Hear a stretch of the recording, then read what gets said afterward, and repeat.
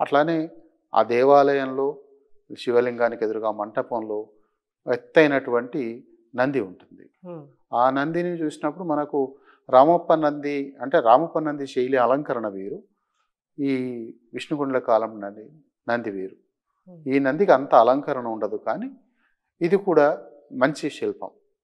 అంటే ఆ శిల్పశైలిని బట్టి చెప్పొచ్చు. ఎక్కువగా అలంకరణ అనేటువంటిది కళ్యాణ చాళుక్యుల కాలంలో శిల్పాలకు కానీ నందులకు కానీ అలంకరణ పెట్టినారు. అదే కొనసాగుతూ కాకతీయుల కాలంలో కూడా ఉంది. ఇక్కడ అంత అలంకరణ ఉండదు. ఇక్కడ మళ్ళీ విడిగా కన్నులు లభించిన శిల్పాలు చూసినప్పుడు అనేక శిల్పాలు ఆ మ్యూజియంలో పెట్టినారు.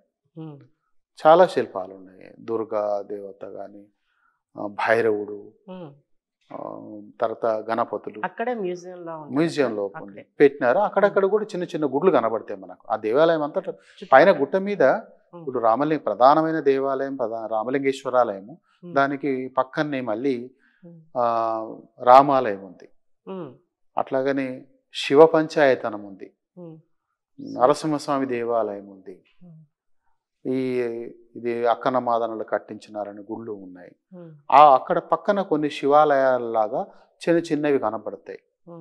అయితే మీకు ఇంతకుముందు మనం ఎప్పుడైనా మాట్లాడుకుంటప్పుడు ఏమంటామంటే దేవాలయ ద్వారానికి పైన ఉత్తరాసి లేదా ద్వార పతంగం అంటాం, దాని మీద విగ్రహాలు ఉంటాయి. ఇలా లాట బింబం అంటాం. ఆ లాట బింబాలు కొన్ని చోట్ల గజలక్ష్మి ఉంటుంది, కొన్ని చోట్ల వినాయకుడు ఉంటాడు. ఇక్కడ ఉన్నటువంటి ఆ చిన్న చిన్న గుళ్ళ మీద లింగాన్ని అభిషేకిస్తున్న ఏనుగులు ఉన్నాయి. గజలక్ష్మికి అయితేనేమో ఏనుగులు లక్ష్మీనారాయణ వస్తాయి కదా, ఇక్కడ లింగాన్ని అభిషేకిస్తున్నారు. లింగాన్ని అభిషేకించేటువంటి గుళ్ళు ఏవైనా శివాలయాలు ఉంటే దాదాపుగా మా పరిశీలనలో చాలా పెద్దలు రాసిన దాంట్లో కూడా ఏంటంటే అవి శైవ మఠాలు అని.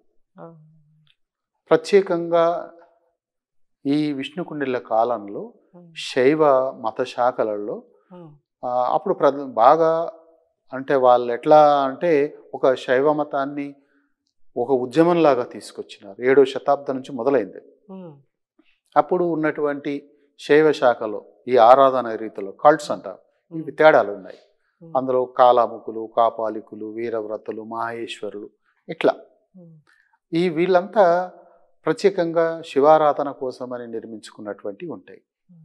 వీటిలో వీడు విష్ణుకుండిల కాలంలోనే మనకు, ఎందుకంటే విజయవాడలో చివరి రాజు వీళ్ళు విష్ణుకుండ రాజు ఉన్నప్పుడు అక్కడి నుంచి మొదలైంది. వీళ్ళు వేయించినటువంటి కొన్ని శాసనాలలో ఉత్పత్తి పిడుగు శాసనాలు ఉన్నాయి. ఉత్పత్తి పిడుగు అనే శాసనాలు ఈ కాలాముకులు వేయించినవి అని చెప్పి చరిత్రలో తెలిసింది, అంటే చరిత్రకారులు రాసినారు కూడా.